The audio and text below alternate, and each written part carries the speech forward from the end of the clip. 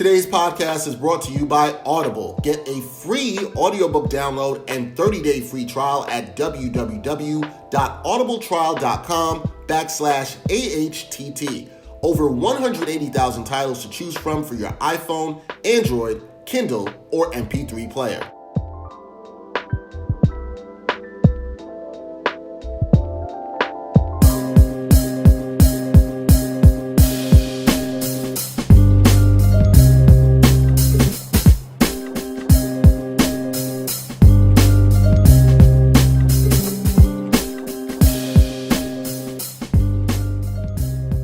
Ain't Hard to Tell podcast, episode 119. Dexter, Henry, Brian, Fonseca. We got some friends with us, all quarantining from home. Got my man from the Bros Pod, writer for the Undefeated, Jamal Murphy. Jamal, what's up, man? What up, what up? Glad to be here again. And we got our other good friend from the Seven Footers Pod. Also can find some of his work writing on BET.com. My man, Jarod Hector. Jarod, what's up, man? Listen, man, I'm just out here. Happy to be on with y'all. Happy to see my boys on this podcast. It's nice to see y'all. Just trying to stay alive out here in these Rona streets, man. Yes, sir. Should we resume our off-mic conversation that we were having to start this podcast, or no? Definitely not. Definitely not. Let's just for the listeners, and the viewers, I would just say Brian was being all kinds of ridiculous. And inappropriate. He wasn't being violent, although we did learn that in his previous parts of his life, he has thrown some things while playing video games, which, if you listen to this podcast, should shock nobody. I was on another podcast this week, and the way I started the podcast when they asked me how I was doing was like, look, man, I'm good. A man only needs 3 things during these quarantine times. Oh, Lord. Food. Lord. What? Y'all are Oh, Lord. This isn't going to end well. Nothing about this will end well. It's food, video games, and lotion. You know what I'm saying? That's it. That's it. Like, so we good out here. Wow. Okay, look, man. Look, a lot of people are stressed out during these times. A lot of people are actually watching press conferences and not living in the bubble like they should be at this point in their lives. Because honestly, we're never going to get this time again. We're never going to be allowed to live in a bubble and not work. It's like we're all in high school. You know what I'm saying? We're trapped in the crib. So people just got to embrace it. So, food, video games, and lotion. That's it. Yeah, everybody got Netflix, baby. Yeah, you strike me as a person that's really embracing that lotion. Nah, I'm good. I'm I'm good, son. I'm good. I'm saying dudes need it because, the amount of times you're washing your hands, not everybody's hands get dry. Man, shut up. You gotta put That is not what you're talking about. You know what I'm saying? Yes, all right. We are moving on. As usual, another ridiculous start to this podcast. We are moving on. The reason we have gathered our friends here today, we wanted to talk about a documentary that recently came out on HBO, The Scheme, and I thought for 2 good reasons we got Jamal and Jarod for this. One, for people who don't know, The Scheme is kind of about the FBI investigation, and I'll put investigation in air quotes, into NCAA and players getting paid and coaches taking money to play players and all that kind of stuff, and how it centers around one central character, which we'll get to in this. We all watch this. I'm going to start first with reactions because I'm very intrigued to what everybody thought about it. Specifically, I really was intrigued to what Murph, and I talked a little bit about Murph about this before we started this because Murph has wrote about this. He's spoken about this. He was in season 3 of the Sports Walk talking about this very issue in college basketball and some of the fraudulent behavior. And it's not about players taking money. It's about the scam of the NCAA. What did you guys think about The Scheme overall? Brian, I know you got some thoughts. But Jamal, I'm gonna kick it off with you first. What did you think about this documentary when you watched it? First and foremost, I thought it was necessary that people got a point of view that was different from the powers that be, whether it's the NCAA or the federal government. So I thought it was necessary. I thought not everybody would be paying attention to the nuts and bolts of the case when it was going on. If you had, not everybody likes to read, reactions to it. So I was glad that it came on TV to where people, someone could show exactly what was going on and what the FBI was doing and what the end result was. I thought there was some good information on there. I do value Christian Dawkins, his opinion on it. I mean, he was one of the major players in the investigation on the wrong end of it for sure. And all of the wiretaps that came out, I thought it was very important that people were able to hear that for themselves and see how corrupt these NCAA coaches are, and how they give you one face in front of the camera in press conferences, and what they're doing on the phone in order to get big time talent is a totally different thing. So I thought it was great that HBO had this on and we were able to see inside a little bit. Was it the greatest documentary ever? No. Maybe it was a little, Christian Dawkins kind of embraced it a little too much as being a star and trying to be funny and all that kind of stuff. So I get some of the criticism of it, but overall, I think it was a good thing.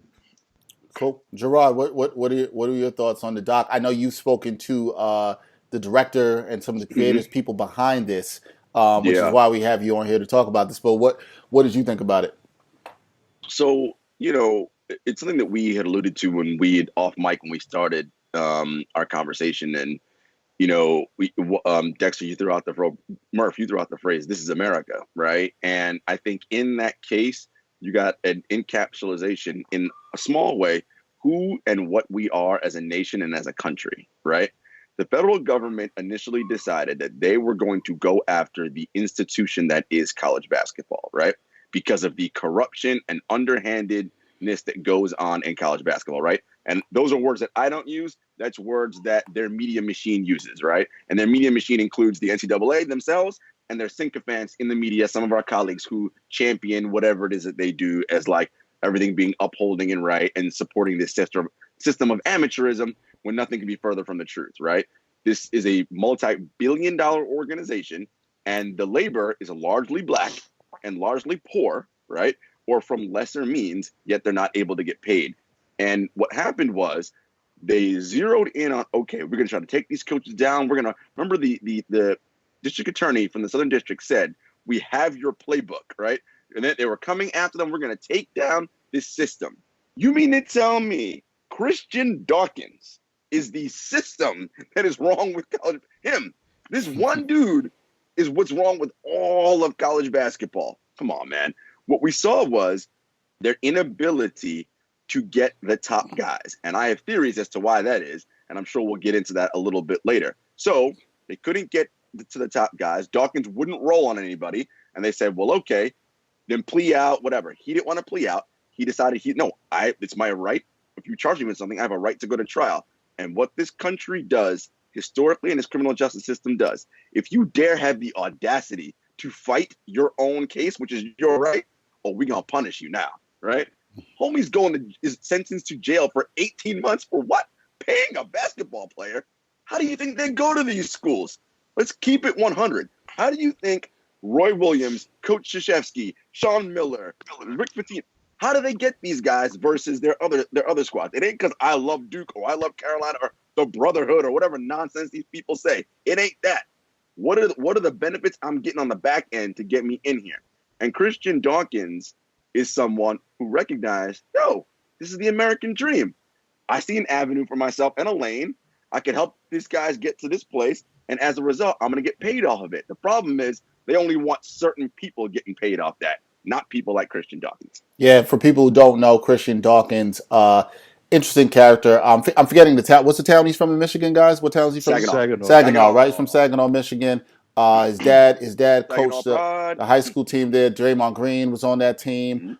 He basically has looked at this guy's kind of like an entrepreneur in a way in this documentary. He's exactly an entrepreneur. He is an entrepreneur. He funded, he got a shoe deal for his AAU team. He really built that up. He got into the agency world, was connected with Andy Miller. There were some issues there. I don't want to ruin things for people who haven't seen the documentary that you can see there. And then he was trying to get into the world of college basketball and really start his own agency and build his own name by getting players to coaches, right? So in my eyes, looking at this was a dude who was trying to make his moves into this world, but the system was trying to take him down. Brian, we know you have some issues with the film, with the documentary. You wildin', Brian. Here you go. Well, just only as a documentary itself. Like in terms of the story, I agree. These are things that needs to be told, and it's the reason I watched it. I wanted to see, what was going on in this case. Why did it disappear? What happened after they played the wiretaps and all these sort of things. And then when I watch the scheme, it's like a Christian Dawkins infomercial, which is cool, I guess. But also, it's like it's 120 minutes, and I would probably say roughly half of that are Christian Dawkins interviews. Come on, son. I want to know. I want to know more about the actual problem here, right? And the actual problem being the NCAA and why, that part of it. And really, it's just a Christian Dawkins infomercial. Do you give any? And I'm gonna let Jarod come in on this one. Do you give, because he's the one who spoke to people who worked on this? Do you give any bit of lax or sort of leeway to the people who worked on this, because all they really had to go off with this was mostly Christian Dawkins, his lawyer, and his family. Then don't make it 2 hours. Yeah. For me, it should have been a 90-minute film or even 60 minutes if it's just going to be mostly Christian Dawkins and his lawyer, the lawyer that was also interviewed heavily in that. Right. Well, as you guys know, if you don't have enough perspectives, you can't make that long of a piece, period. We're all creatives here, right? And if we're doing a story or any kind of piece, we try to get as many divergent opinions on the situation as we can and as will allow in the format that we're creating. One of the challenges is with filmmaking is, right, it's part ideology from the beginning, right? And the director's ideology. And when I talked to the director, Pat, he had said to me, I came in being like, I was a college basketball fan and I knew there was corruption going on, but it's just par for the course. Pat told me, because he had met with Christian, and I think what happened to him was he, like everybody else, and this goes back to something you said, Dexter, was enamored by Christian. You have to think about this in the sense that this is a dude who literally, and here's the thing, if you can't leverage the relationships you have in your life, well, then what are they for? Right? Right? From a business standpoint. And that's what he did. He's like, wait a minute, I have all these connections to all these prep school kids and people want to know about them. Well, what the hell? I got to figure out a way. And it's not a situation where he's robbing the players or taking their money. It's, they want to go to this school? Cool. Well, it's going to cost this amount of money. Because their aunt's got to pay light bills. They got this, right? Because again, a lot of these players come from economically disadvantaged positions. And while I'm doing that, I'm going to get hooked up as part of the process. You make billions of dollars. It's cool. On the creative side, though, Brian, I hear your point. But when you only have that to go from, and you don't have the FBI willing to play ball, you don't have any of the schools willing to play ball, you don't have anybody else who's on the other side who wants to talk, all you have is Christian Dawkins, right? That's the bulk of your film. And so then it becomes this idea where it's like, hey, this is all about Christian Dawkins. But I think what that highlights, and the way I look at it is that you realize what a farce it is. You're trying to tell me this, and this is not a downgrade of him. You're trying to tell me this guy, this is the problem with all of college basketball? This one dude who had 5 players, he's the dude that's in charge of all this? Come on, man, stop. Well, I think that unless you're doing, like, for example, if you're writing a story and you've been assigned to do, I don't know, a 4,000-word feature, not a 4,000-word feature, rather, a 4,000-word just story about this, and you're getting all these sources and things like that. If a lot of people aren't willing to play ball with you, and what you mostly have is Christian Dawkins, then if you're going to turn that into a Christian Dawkins profile, your editor's probably going to tell you, all right, instead of making this 4,000 words, it'll be 3,000 or 2,500. That's just the way things go. Yeah, but see, the difference is a different medium. Yeah, the video is a different medium, and I agree with that. Jarod, I'm sorry to cut you off. But in 2 hours, though. Yeah, but it doesn't need to be 2 hours. I think the time's a fair point. The mom crying and the letter at the end was like, how much?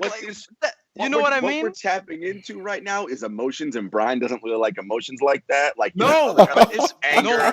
But what I'm saying is that, but fundamentally, what does that have to do with the NCAA's case? But it did. But what does that have to do about the FBI investigation? I actually didn't have a problem with that letter at the end and what it did, and I liked where they placed it. Actually, I thought the direction was nice because it showed the mindset that Christian Dawkins had from the jump about all this, and it spoke to who he was trying to be, which I agree with Jarod, shows more of why it's a farce. But let's talk to somebody who actually I know what's actually going on here.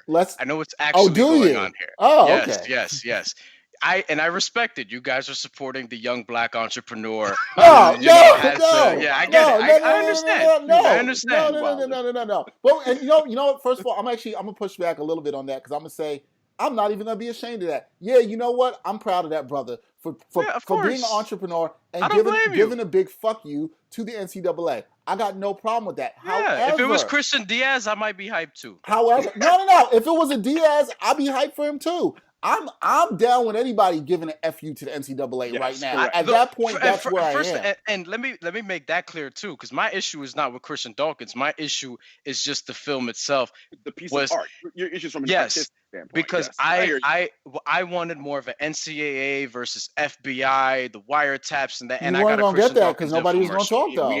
And by the way, we ain't never gonna get that. And you know there's instead of calling it the scheme : whatever, call it the scheme : the Christian Dawkins story or some shit.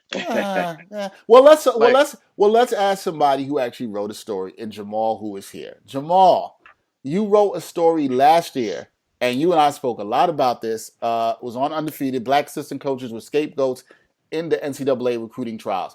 And I feel like that's one of the things that is absolutely highlighted through this piece. You see how the black coaches really are the scapegoats. They are the ones that are kind of used to bring these players to the head coaches, mainly in college basketball, which are white, as we see. And they're the ones that take the fault. In the situation of Christian Dawkins, he's talking with a lot of these coaches because he's got that connection.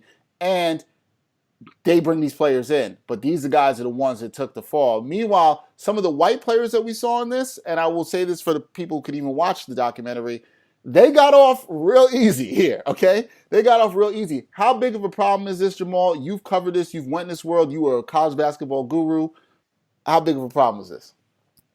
Oh, it's a huge problem. I mean, and that was one of the things that stood out the most to me was the way, you know, the NCAA's role in this was the position that they put black coaches in.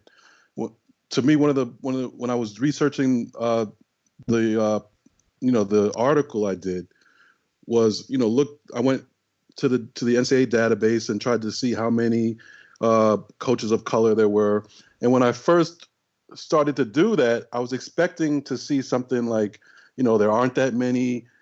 There really aren't that many black assistant coaches, even as much as there should be. But what I found was that there are actually plenty of black assistant coaches. I think it was like 56% of assistant coaches in Power 5 conferences were black as far as basketball is concerned. So the real problem was when you looked at the head coaches, only 17% of head coaches were black. So they have no problem hiring black coaches to do the recruiting, to do all this dirty work, this illegal work, to go into the neighborhoods that they don't want to go into. To be the That's fall a good point. guys. That's a point there. So in a way, they're hiring all these ex-black basketball players to be assistant coaches, really just to be the fall guy in situations like this, because everybody knows what's going on. All these head coaches, as we know from the wiretaps, either are playing an active role, like the one like who we saw in the wiretaps, Will Wade, Sean Miller. They're actively playing a role in this and actively talking about money. And then there are others who were not caught out there, but they all know what's going on. Patino, they all know that these kids are getting paid from somebody. There's no way they don't know that if we know that. So to me, that was the big issue is that, these coaches are basically, they go in as scapegoats. Their job is to do the dirty, illegal work, and they have almost, just a very small chance at really getting to where any assistant coach, when you're an assistant coach, what's your goal in life? Be a head coach. Be a head coach. And that is unlikely to happen, and they're just really used to bring in the talent by whatever means necessary. And then when shit hits the fan, it's going to be them who pays, and those white head coaches are going to be fine. I want to continue on that, Jamal, because you talked about the white head coaches being fine. The only coach that was implicated in all this, I believe, was Rick Pitino, right? And he had initially lost his job, but we kind of know that was Iona's Rick Pitino. Yeah, now. And I'm getting to that. we know that this is kind of a culmination of things with him and all the stuff that happened in Louisville, right? So it wasn't really just about this. Brian just mentioned he now has the head coaching job at Iona, which kind of proves that point, right? That like even if these coaches get hit on something, these white coaches, they're gonna be all right. And I guarantee you, Christian Dawkins will never get. Well, I mean, he wasn't an assistant coach to begin with, but Merle Code, who was a one-time assistant coach, he worked for Adidas during this time. He's not going to get another. He's not going to get another job in the industry. No. The assistant coaches who did get caught up in, 4 of them pleaded guilty.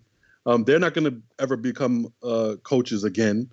But meanwhile, the head coaches who oversaw the whole program, they will, not only have they kept their job throughout all of this, but even if they do, even if they do pay a price at some point, they're very likely, 5 years down the line to get another chance. So I mean, that's a big issue. And Jarod, I know you saw this too in the piece. That was a Wade Miller.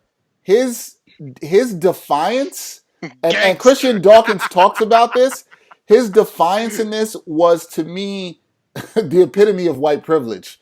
In this and in the construct of NCAA in sports, right? And pretty much being like, nah, I'm still gonna work here and I'm still gonna do this thing. What was your reaction to that? Because that really infuriated me. It was, again, I mean, God, we've been knowing this has been going on forever. I was just kind of like, that sounds about right. To your point, Dexter, I was like, yeah, wait out here. Like, y'all ain't gonna fire me. Here's the big thing, right, that we have to remember about all of this in college athletics. Generally speaking, and it's usually the football coach, but whatever, for a state school, the head football or head basketball coach are either the number 1 and or number 2 highest paid state employees, right? Here's why that matters. Because they then have access and they are people who connect with certain levels of government. And this is where it's all connected with how the feds couldn't push this case forward, right? How many people at your level are U of L alums or LSU alums or whatever? And at the next level up at the federal and circuit level are also alums. Like, now we can't get our head coach fired. How much you want to bet a call was made or several calls were made to people that matter inside the feds and we're like, listen, man, you ain't going after Patino and these dudes. You gotta, go ahead, take this Christian Dawkins guy. And that's the kind of clout and power these universities and these universities have, that they can pull the strings behind the scenes. And then again, people like Dawkins are the fall guy, right? Because these universities are not gonna, I don't even know what Wade makes, probably $2-3 million a year. Like, come on, they're not dumping him. It's just much easier to get these assistant coaches and to make it seem like, look, it's these runners, right? Because runners is like this negative word we use. Every agency needs someone who has relationships at the grassroots level. Andy Miller and all these top flight agents aren't hanging out in Saginaw, Michigan, watching basketball tournaments. Like, they're just not. They need someone who's got these relationships.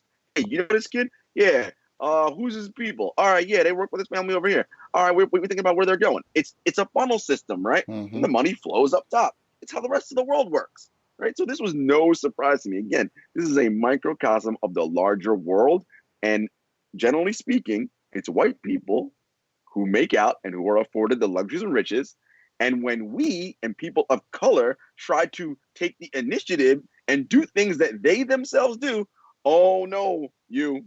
And I was going to use a word that I don't like using. Nah, this ain't for you, my guy. No. Right. This ain't, y'all ain't making this money. And now we're going to make a federal case out of it. And now it's the end of World War XII. And it's not that serious. But that's how we work in this world. It's sad.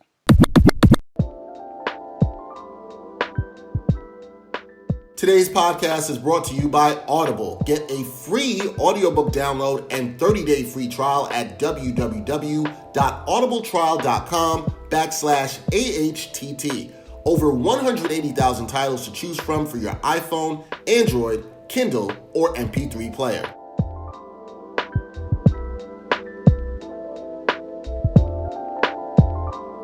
Brian, were you shocked by anything with this? Because I know you didn't like that it was a Christian Dawkins story, but was there anything in it? And I know how you feel about the NCAA, which is very similar to how we all feel here. But was there anything in this documentary that shocked you at all? No, not really. Like because if you really think about it, I mean, everybody got off. The world keeps spinning regularly. Nobody gets fired. Rick Pitino just backpedals a lot from Louisville to Iona, but really it wasn't even tied to that. That was because of the hooker shit. Right. I think But that was even because of stuff before that, it's for Vatino. It was a cumulative effect. Sure. It was the hookers. It was the other recruiting stuff. It was stuff in Kentucky. It was all having sex and getting extorted. Yeah. Right. I almost forgot about that. Because of this. And by the way, that's not as bad as this. The hooker shit is whatever. Like if you're gonna get hookers for your players to recruit them, that's how you're gonna get them to go to your school. Honestly, I think they had them on campus. Yeah, I mean, that's the thing. Look. If I'm a 5-star, at least go to a strip club. God dang. Yeah, that's the thing. No. I disagree. Bring them to campus because if I'm a 5-star recruit, if I'm the 36th best player on the ESPN 100, I have a visit to your school, and you're bringing me hookers. I'm going to your school. Like that's how that Except goes. that's not how everyday campus life is. But I get your point. It's not a bad sell. Your point is it's not a bad sell. I don't. But you saw he got game, and you've heard Jalen Rose talk about like, if I didn't get any pussy when I went to school, I wasn't going there. You know what I'm saying? Let me just tell future, high school players, 5-star All-American high school players.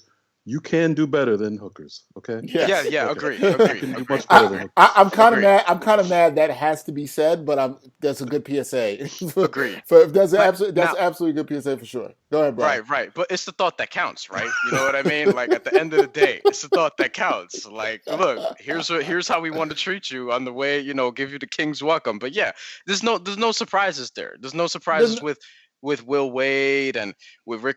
Like just. Nobody really getting fired or nobody really getting any sort of discipline. Like there weren't any suspensions worth note, like none of that stuff, and everything coming down on Christian Dawkins, Merle Code, who you mentioned before, Jamal, also went to prison for a while, or also went to jail. You know what I mean? So there was no surprises on that, and it's just a level of disappointment, obviously, because it sort of came and went. Like the FBI getting involved, you would think that things would go much further, right? But evidently they stopped at some point, and we have no idea where this goes from here, other than to think that, look, this is probably going to be it until the next case, and then we'll see what happens from there. And also, I do not believe El Chapo was upstairs from Christian Dawkins. I don't. Well, yeah, who knows? But I will say, the NCAA, there will be someone lied to him. There will be things that happen as far as the NCAA is concerned. They're going to jump on this. You got, Bill Self was a major player in this too. Yeah. Wasn't on the wiretaps, but so people believe that Kansas will be on probation at some point next year. They might not be, be able to make the NCAA tournament. NC State has already received something from the NCAA. I'm pretty sure LSU and Arizona will too. So the NCAA, even though they're hypocritical in all this, and they've known this has been going on also, but they are going to, at least try to save themselves and put, a few schools on probation. Can they though? Can they save themselves, Murph? No, they can't save themselves, but they'll think that they are. Do you wait? I actually have a remember about that probation thing. What was the joke? And I think Tarkanian said it. Is that whenever school X commits a violation, school Y and Z get put on probation? Like who was the joke? It's like whenever Kentucky breaks the rules, like Western Kentucky gets put on 5 years probation or something like that. Like that's the idea, right? It's like these big schools break rules literally left and right. Yeah. But they're never the ones who get actually punished for real. So we're hearing about, just in general, the NBA draft at some point is supposed to allow high school kids to come back in, whether it's 2021, 2022, whatever the case may be. I don't know. But do we know, if that's actually going to have an impact on college basketball to where some of this stuff is not as prevalent because now kids can go, or at least the elite kids can go into the draft. And it looks like the G League is trying to set up a thing where players can go directly there. And just basically players that are 18 years old and are good seemingly are going to have options outside of just college basketball. And I'm wondering how that's going to affect things, because I'm trying to remember, how did that affect college basketball between 1995 and 2005 when kids were coming out often? Well, I mean, I want to say something to that in that regard. I think what's interesting about that time was there still was this very anti-look at the kid coming out of high school. And for those of us, I think, old enough, I was kind of middle school at the time to really be watching the draft.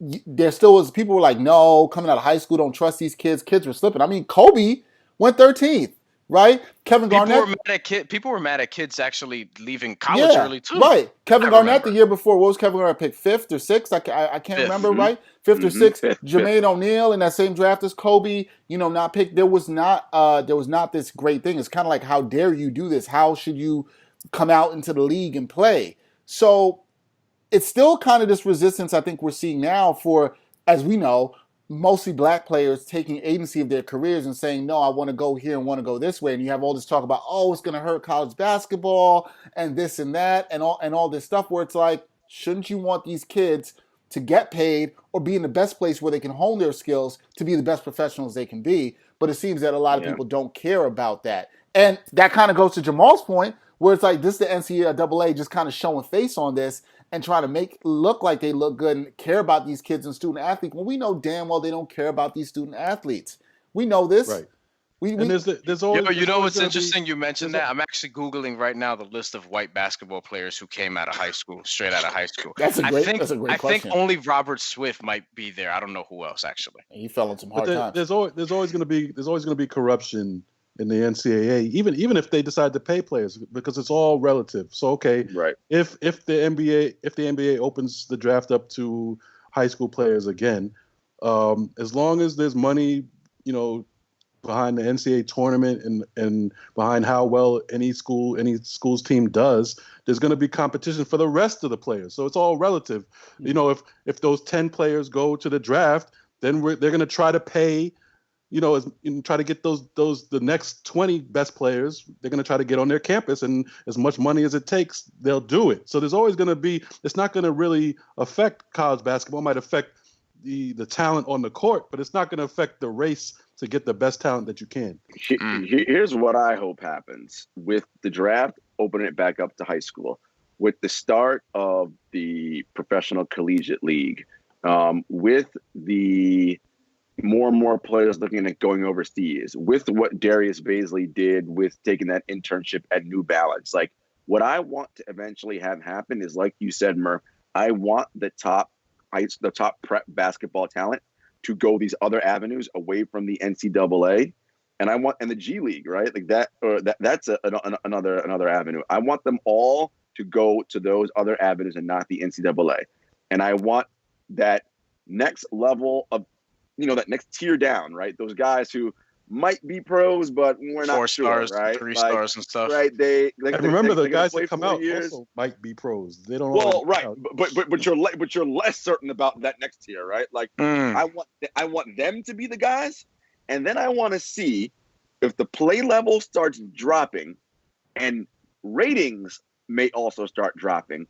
If I don't know, I wonder what then will happen in terms of the viewership and the money when they re-up the deals and all that. Because look, if their thing is we don't want to pay these players whatever, okay, then get a bunch of like people who don't ever want to play pro, just play 4 years of college, don't pay them. You can do your hang on Sloopy, your stuff in the Dean Dome, whatever, knock yourself out for the love of the game. Cool. And you guys all rah do your love of the game, and don't worry about this excellent basketball being played everywhere else. Well, right?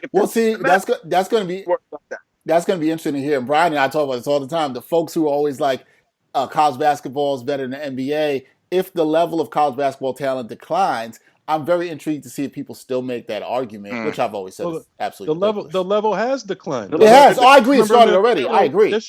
But I mean, they're showing classic games from the '80s. I just watched Georgetown and North Carolina championship game. I saw that too. Worthy was a senior, for God's sakes. Jordan and Ewing were in that game.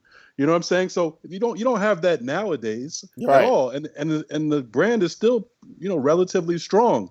So there is some truth to the the league that the NCAA has created. I mean, like a lot of people do. A lot more goes into it than just who is playing and the level of talent. It's regional. It's who's going to win the Big East? Who's going to win the Big Ten? Alma mater. Then you have alma mater. And then you have that the excitement of the NCAA tournament, which no one can duplicate. Just the brackets and all that. All best players, because remember, it's just so-called. We just know what they are in high school. There are many kids who are not even top 100 players coming out of high school who have good college careers, and then Dame Lillard, people like that. They go to the pros, become stars. So you can't. It's not that simple. Right. But regardless, of the NCAA talent and what the NBA and the G League are doing, the NCAA is going to have to pay these players because you're paying for the labor and the time and effort that they are putting in, and we know it's getting closer and closer. This should have been done 50 years ago at least. Right. But eventually, they're not going to be able to keep that dam in place for much longer. Murph, I just want to blow up college athletics. That's really all I want to do. You know what? And we're talking about other options that players could have and things of that nature. Another option that I saw, did you guys see this? Because I found this interesting. LaMelo Ball apparently bought the team that he played for in Australia. And I think what the thinking there is, maybe I can get other high school kids to take this route. If you have someone like LaMelo Ball, who might be the first pick in the draft this summer or whenever the draft is going to be at this point, but if you have LaMelo Ball, try to get kids to go that route, kind of like what LeVar Ball tried to do with the JBA, but obviously it didn't really work to the degree that people thought it would.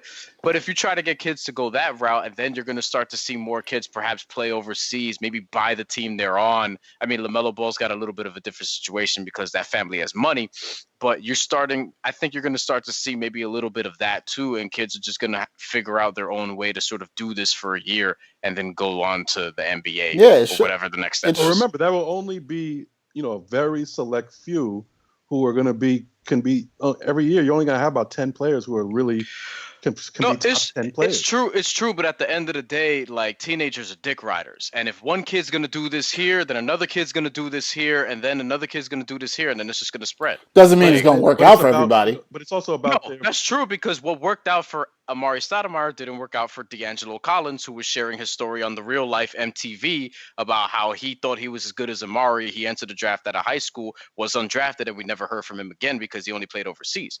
There's going to still happen because the sheer numbers are only going to allow a small percentage of people, a very small percentage of people, to get into the NBA. But the point is, could you make a living without using the NCAA at all? Could you just go straight to high school and go overseas and just make a lot of money out there? You could, but only a select few. How many kids is that Australian team willing to pay? Can't be more than 5 or 10 any given year. They're paying Josh Boone, so I hope they're willing to pay some other kids. But Josh played 4 years under a Hall of Fame coach. I know, became a good player. Right, so his value is different. I know, but let me say something about my childhood real quick. There was a point in my life where I thought Josh Boone was the worst basketball player I ever seen. So I was like 12 years old. Look, we've all had a South Kent guy. He was good enough to be a prep. He was good enough to go to one of those top prep schools in high school. I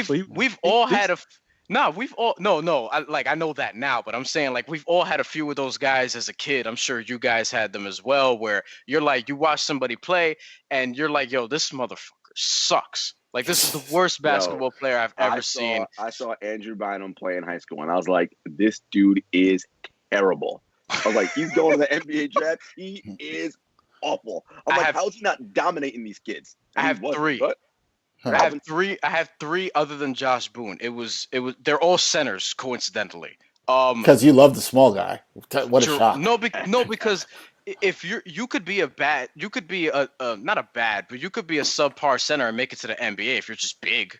You know what I mean? If you're just big and know how to stand in a place. Yeah. If you're a guard, you have to be nice. You have to be world class to get to the NBA if you're a guard.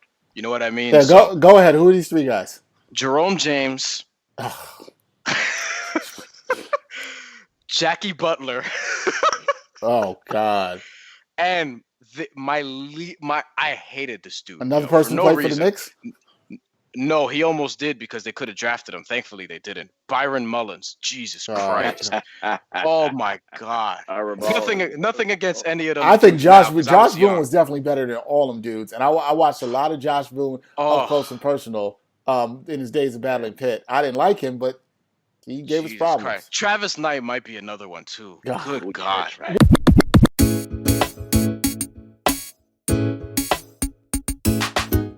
The The Sports Walk is back. Watch Season 3 of Backpack Broadcasting's original web series that brings you the opinions of real sports fans. The first 2 seasons and current season are available now for viewing on the Sports Walk YouTube channel and Facebook page. Check out the 2017 NYC WebFest official selection and see what other sports fans have to say on the hottest issues in sports today. It's easy.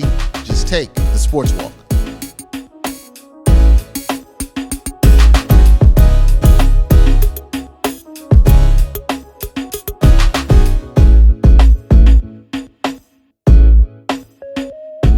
Guys, one of the things I thought Dan Wetzel, which was a good get for this piece, and I thought he had a lot of great things to say that echoes a lot of what we're saying. I think it was his final comments in the documentary where he talked about how ridiculous it is as a society. Some people will criticize the paying of players, which we all agree the players should be paid. However, his analogy was, hey, if Google or Amazon wanted some kid that they thought was talented in high school, and they said, hey, we're going to pay you $20,000 to come out of Silicon Valley for the summer and work for us, nobody would say that's ridiculous. But there is a segment of people that say this is ridiculous here, and I completely agree with him. I've been making that point for a long time, that that's ridiculous. But the question I guess I have to everybody here is, our minds are very different, but is the minds of the American public in looking at this, is it changing? Are we seeing a shift? Are people going to look at this as a scheme, this sham? Are we seeing a shift here or not? No, because there are a lot of people who, even with this stimulus package, are concerned about big businesses and not about the people. So there are just going to be people in America who are concerned about trying to keep other people down in that way. And especially in college athletics, where a majority of the athletes are black and brown, really black. You're looking at a lot of people who just want to support the business in the NCAA and not really care about, whether or not these players are getting played, whether or not they're being treated fairly. It's the same thing that we see in America all the time. Look at that stimulus, baby. They want the billions to go to the big companies, and they don't really care if families are getting $1,200 or $3,600 or whatever it is. It is again, this is emblematic of who we are as a society. If you look at who is in favor of paying players and who is not, it falls directly along racial lines. Majority of black people, cool with players getting paid. Majority of white people, not cool with players getting paid. And again, this goes back to how we look at things in this country, right? There's this idea that if you don't have money and you are poor, it is somehow a reflection of your character. It is your fault. You are bad with money. You are wasteful. You're all these terrible things, right?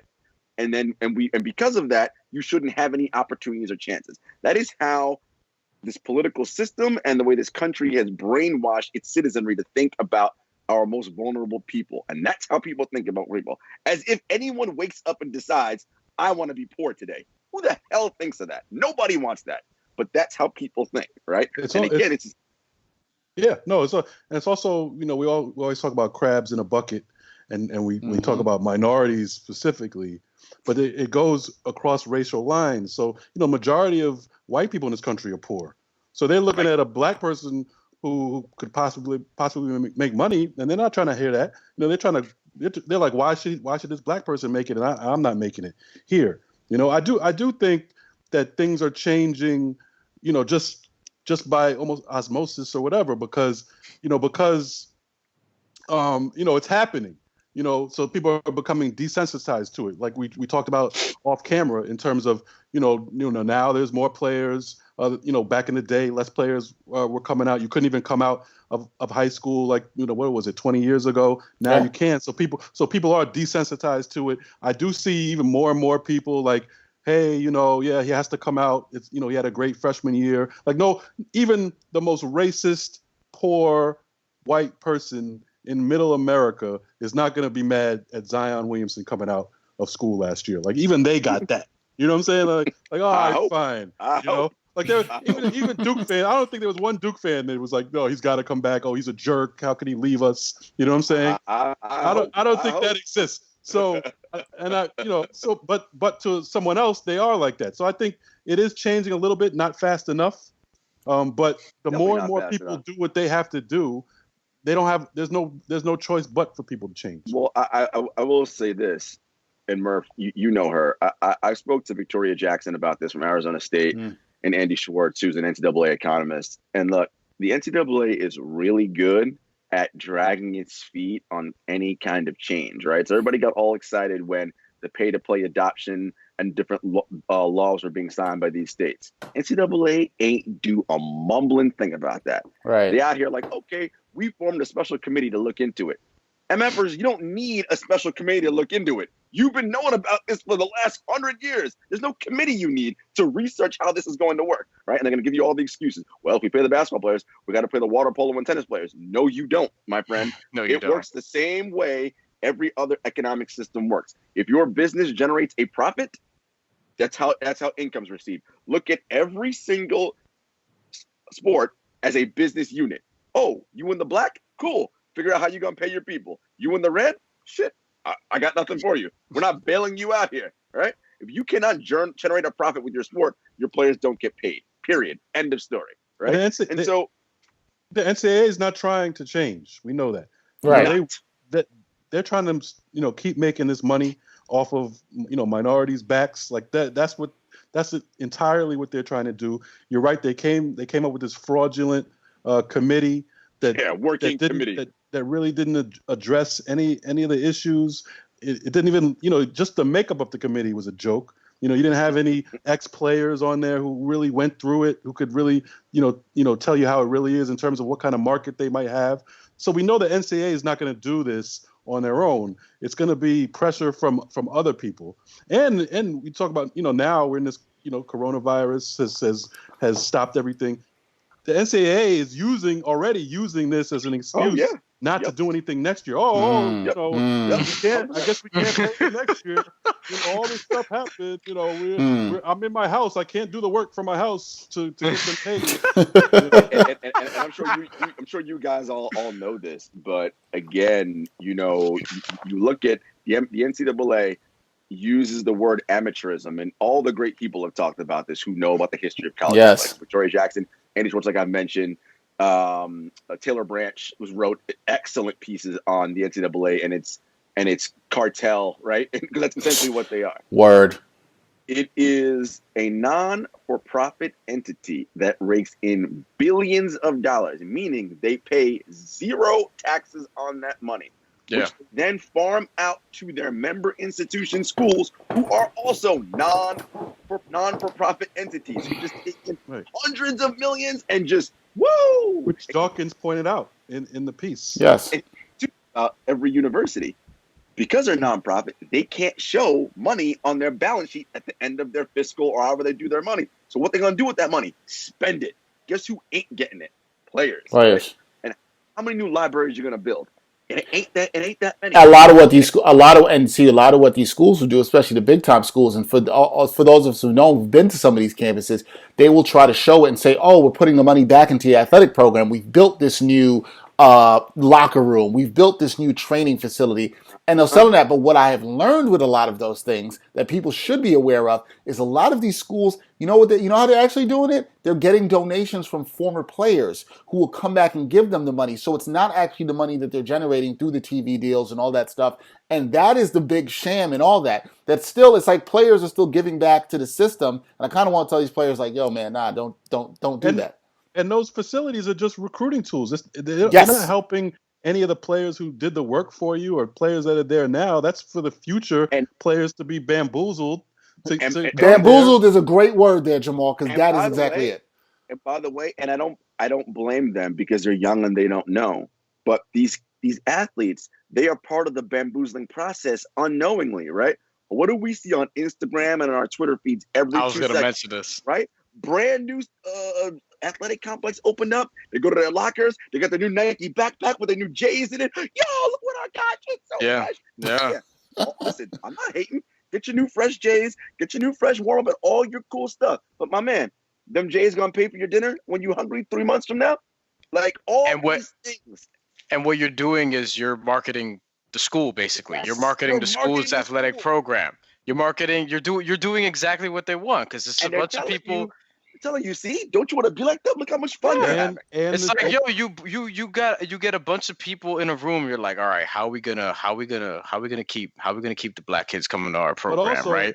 And then they're gonna, all right, here's what we're gonna do. We're gonna put a slip and slide in our locker room, and then we're gonna fucking put an Instagram video, 15 seconds of everybody just enjoying that shit. Whoop whoop whoop, one by one. Put that shit out. Boom, marketing. And how many kids are gonna tell their mom like, yo, son, I want to go on that slip and slide, yo. I want to play at Alabama. I never say, want to go to LSU. And it's also the shoe companies doing the exact same thing. 100%.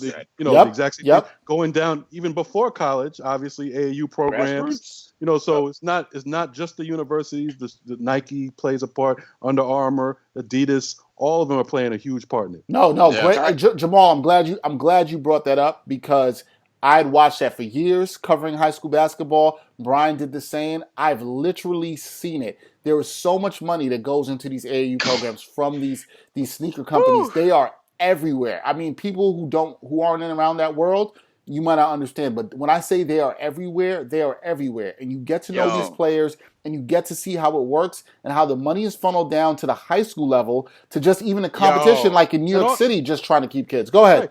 And it's also think about it in terms of what it does to a kid, because we also talk about when they're in college or in the pros, we wonder why these players aren't more proactive, and why aren't they questioning the system? Because they were bought already. They've been bred not to ask questions. Since they were 10 years old, they were getting free sneakers, like you said, and hype over it. Oh, I got J's. Oh, you know how you keep those J's? You shut up. You know what I'm saying? You don't say anything. You know what I'm saying? Word. Go to the team that gives you those, and then shut the hell up. And you learn that at age 10. So when you're 18. But and I just want to add something to that a lot of this that happens, because something that Jarod touched upon before, is these are happening in many lower income communities where there are a lot of black and brown folks in there. And so think about it. If you're from those communities, I've seen this in Coney Island and Brooklyn. I've seen it in tons of other places across New York City and communities I've covered. These kids, if you're 10 years old, 11 years old, like Jamal is saying, and you're getting a free backpack and some kicks and some gear to go play this game, and your mama's working 2 jobs, yo, you ain't going to say shit at all either. Because you know what? You're like, yo, I'm getting these kicks. And on top of that, you're at a high school where they're traveling to Miami or they're traveling to California for these holiday tournaments mid-season. You're like a college team now. Like, I remember being at an event. I'm not going to be too specific about it because I actually do like the school and I could, use that relationship a little bit. But there was one school, this coach pulled out stacks of money. So I've never seen this much at a high school before. I've seen pulled out stacks of money. I don't even know what it was for. He was just counting to make sure like all the funds were good. I'm like, dog, I'm going to tell you who it is off mic. Yeah. Tie it back to Christian Dawkins. I mean, what did he say? He read the book Soul Influence. Soul Influence tells you how this whole game is played. That was his inspiration. He said, wait a minute, this is a multi-billion-dollar industry. I don't want the whole thing. I just want my little slice of the pie. That's all. Mm-hmm. By the way, that is the American way, is it not?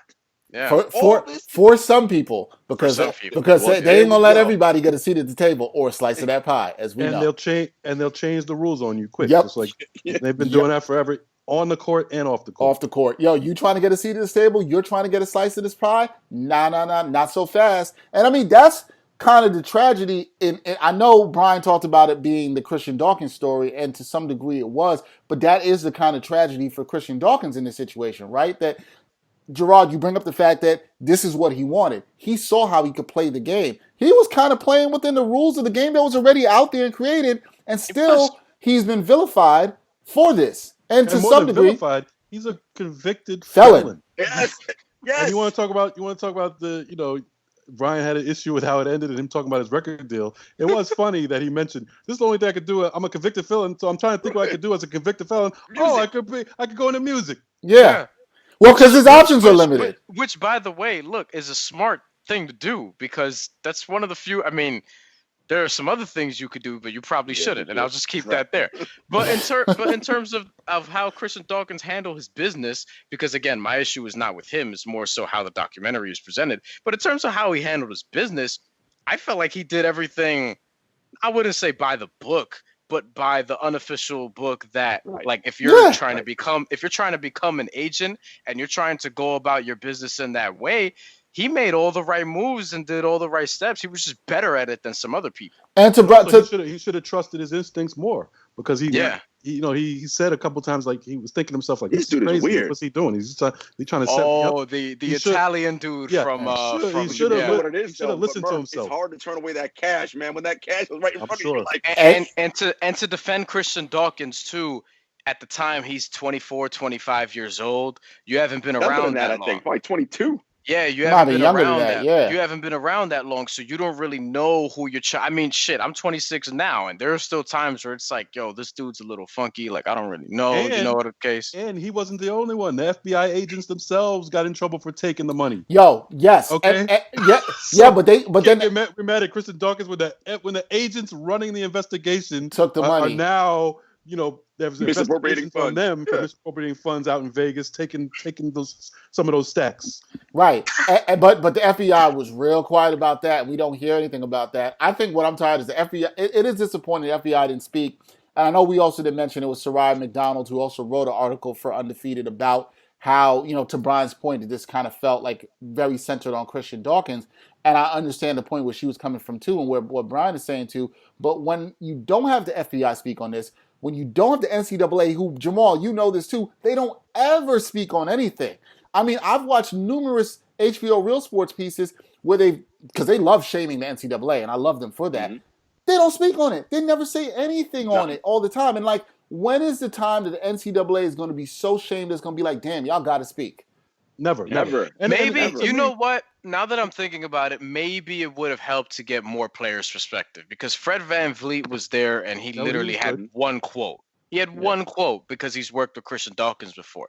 But I would think that if you're trying to flame the NCAA, which evidently you are, there are a lot of players, DeMarcus Cousins and a whole bunch of others, Draymond Green, who have been very, very vocal about just disliking the NCAA, how they go about their business, and players who have probably had experience with money, and the case may be, who might not care if certain banners and accomplishments get revoked from them anyway, because it's always going to be there. Unfortunately, that Louisville team had a national title stripped from them, but you mean to tell me but if I go up to Montrezl Harrell and Terry Rozier and Russ Smith and guys who were on that team, Peyton Siva, and be like, yo, do you not feel like a champion? They're going to look at me like I'm stupid. You know what I mean? So at the end of the day, we know who wins. And not just players, other black assistant coaches who are still in the game. Yep. I noticed a lot of them on Twitter, guys we've heard of, ex-players who are now assistant coaches. They spoke out on Twitter, in support of Dawkins. And I think it gets to the point where they have to understand the leverage they have. Oh, you want me to do this recruiting, to bring this kid in? I want to be more than just a recruiter. I want, you need to move me up the ladder in terms of assistant coaches. I need to be your, offensive assistant coach or your defensive assistant. Understand the leverage you have. If you are the person responsible for bringing, superstar type caliber players into a program, you need to use that leverage yourself and make sure you're not going to be just some sort of scapegoat. I need to be doing this, for a reason professionally, and I need to see it right away.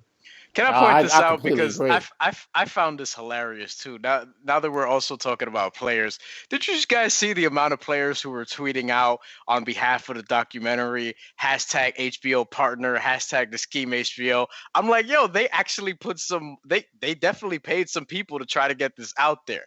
Like it was a funny ass. Van Lathan and Fred Joseph had like a watch party online. Tobias Harris, Karen Civil, Bria Hartley, Count on Vic, Isaiah Thomas. I was like, this is such an interesting selection group of people that HBO went after that I just found funny. It is interesting, this whole NCAA thing. We talked about, will they ever get shamed? And Merv and I just said never. And it's because the infrastructure that has been created is so solid. Everyone is brainwashed into this amateurism thing, right? When you hear and you ask the average person, why don't they play college players? Because they're amateurs. And we all know, ain't nothing amateur about what they're doing. Nothing is amateur about it. Everything from what majors they can take, when they go to class, etc., is dictated by the sport in which they play. has zero to do with amateurism, right? But the machine has been created. They pump out their propaganda every March. 1 million of our athletes go something pro and something other than sports and all that BS that they do. And they have their plants in the media who love to come out with their stories about the NCAA. And we know who they are. I ain't going to mention their names, right? It's just what it is, right? And so once you have that, it ain't never changing. Yeah, there's nothing amateur about playing any sport, in front of 100,000 fans, 80,000 fans, 20,000 fans, amateur. Whatever it is. So, you need to get that word out of there. It makes no sense. You're not an amateur. Like I said, I'm watching 1982 championship game. This has been going on forever. Mm-hmm. I've watched 1982 championship game. There's 60,000 people in the stands watching that. They're playing in the Superdome. They're filling the Superdome in the early 80s. You can go back even further. You know what I'm saying? So I don't know what we have to do. I do think people are becoming desensitized to it. More people understand that, even if they're haters at heart, or they're racist at heart, or they don't want people to be able to reach their full potential. Fine, but they do see what's going on. Nobody in their right mind could really think that this is amateur stuff. Murph, what I appreciate about you, man, you have such a wonderful perspective on your fellow human. You give them so much more credit than I do, because I give them none. Literally zero. No, Brian, you got any final thoughts you have on this? I mean, I'm kind of leaning towards never with Murph and Jamal on this. I'm a little pessimistic about things with NCAA. Any final thoughts from you? I think once a lot of the people who subscribe to that level of thinking die, you'll start to see some change. I mean, that's not crazy. Because the thing is, I'm looking at your generation, my generation, there's generally a different way of thinking, right? And a lot of the people who think the way they do, there are some younger people, you're going to have a Tommy Lauren and a Candace Owens, et cetera, et cetera. But the majority of those people who think a certain way are older and are kind of dying off. Like how Dan Le Batard jokes that the average baseball fan, the median age is death. Because the average baseball fan is basically 56 years old. So you look at people who subscribe to that way of thinking, and a lot of those people are going to die off, whereas a lot of people generally growing up are a little bit more progressive now. So I do think that in due time, yes, things are going to generally change. Politics, how we feel about the NCAA, I think that stuff is going to shift. But I don't know what's the timeline. Is it 20 years? You know what I mean? I don't know what that looks like. But in due time, things just generally change. I'd agree with that, and I think it's important. Why, as Murph said at the beginning of this, I think it's important that you have pieces like this. I think it's important when you have stories that Murph wrote, or Jarod covering it and being able to speak with directors and having all that, and us just talking about it in the podcast. Yeah, I think that stuff's definitely important. Because just think about because let me look at this optimistically. Think about societally what has happened since the Fab Five threw their warm-ups down and came out with blank T-shirts and wore black socks. A lot of progress has been made, and we're talking about a window that's a little under 30 years. Right. So what are the next 30 years going to look like? Or rather, since things are moving so rapidly now, what are the next 15 years going to look like? You know what I mean? In a post Donald Trump as President America, can't wait. How are things going to look like? And I feel like that's important, because when you look at how things are and how business is moving, I mean, if you look at the dude who has the president's seat right now, there are a lot of things that have been done to sort of reflect that, and a lot of decisions have been made to sort of reflect that. Now, once you get him out and things are different, we hope at least, but things are a little bit different, at least in terms of how things look and how things act, then we'll start to see what happens after that. Well, let me just say one thing. Yeah, go ahead. With Christian Dawkins, one thing he mentioned too that was really, it was like a one-off, but he mentioned football, and he said, imagine what these football guys are making, because we all know that football is America's sport. We don't really hear about football money changing hands. Why is that? Because if it's happening in basketball, it's probably happening 10 times as much in football. And worse. We don't hear about that. Do they have more protection? I think the boosters in football. The boosters in football, I think, are more senators, more boosters, more insulated. Yep. They're way more insulated in those communities. So if you go to Alabama, or you go to Baton Rouge and LSU, Clemson, right? Those boosters, them boosters are around, at all the time. And if you've been to any of those places, you can see it, especially in the South and the SEC. Different world, different world. You read about it. The governor of these states are like, yeah, no, we ain't messing with that. Like that. So listen, man, it is entrenched. The one thing we do know, right? Change does soon come, but it comes slow. Yeah. Changes? Like you want it to get here fast, but it's like, I mean, but it's never been that. To me, there's just no benefit in looking things at a pessimistic way when usually it isn't that bad. So well look, change. You're right, Jarod. Change is slow. It always has been, always will be. But we got to keep fighting a good fight, talk about these things, and shaming these idiots. Absolutely, that's what we got to do. All right, that is it for episode 119 of the Ain't Hard Tell podcast. We want to thank our guest, Jamal Murphy, also known as a black etologist. You can check out his article on the Undefeated. You can check him out on the Bros Pod and all the great writing he does for the Undefeated. Our other guest, Jarod Hector. You can also check him out, 7 Footers Pod, our good friends from there. And Writing's got some stuff coming out on the Scheme. That'll be on BET, right, Jarod?